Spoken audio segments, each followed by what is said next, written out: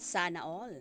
Kim Chu, isa sa pinakamasipag mag-post na endorser.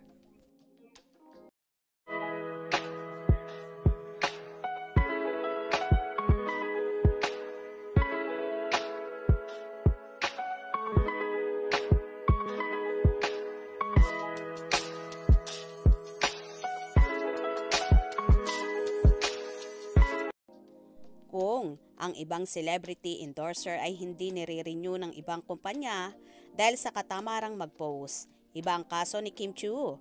Sa May pang expiration ng contract niya sa kumpanya ni Island Choi Go, Megasop, heto at pinaghahandaan na raw nila ang renewal ni Kim.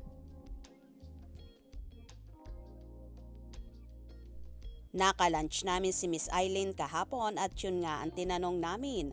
Ang bait daw kasing endorser ni Kimi.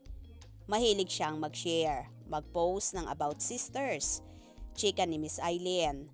Nagulat nga ako nung ma-realize ko, renewal na pala sa May. Parang kailan lang yung nagkaroon kami ng launching.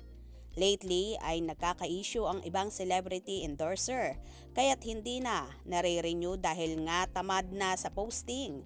Sa umpisa lang daw, masipag. Naka-stipulate ngayon sa endorsement ng maraming celebrity ang number of posting nila sa social media.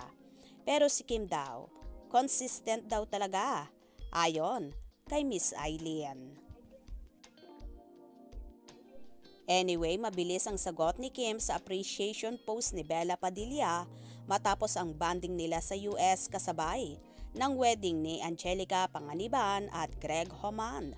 For those who don't know, Kim and I are born a few days apart and we're so alike in many ways. And since 2017, she has been such a great source of laughter and strength for me. This trip was no exception. Thank you, Kimi, for making every small and big event the happiest ever. Dami nating natutunan this trip and lagi tayong tulog na tulog at the end of the day sa daming side quest. But I had the best time. Manifesting a great 2024 for you, me and Momsy. At I am Angelica P. #ang Becky. Sagot kaagad ni Kimi. Aw, love you to bits, Momsy. Thanks for being the best. This trip, nasubok ang friendship talaga. Well, hindi lang sa endorsement inuulan ng biyaya si Kimi, pati na rin sa mga tunay na kaibigan kagaya ni na Angelica Panganiban at Bella Padilla na palaging nasa likod niya for better or worse situation. Talagang maasahan ang Becky sa tawanan, kulitan, iyakan at kung ano-ano pa mang kalokohan. Kaya mapapasana all ka na lang talaga na sana may ganito ka ring kaibigan. Kaya naman tumutok at wag na wag pahuhuli sa mga maiinit na kaganapan.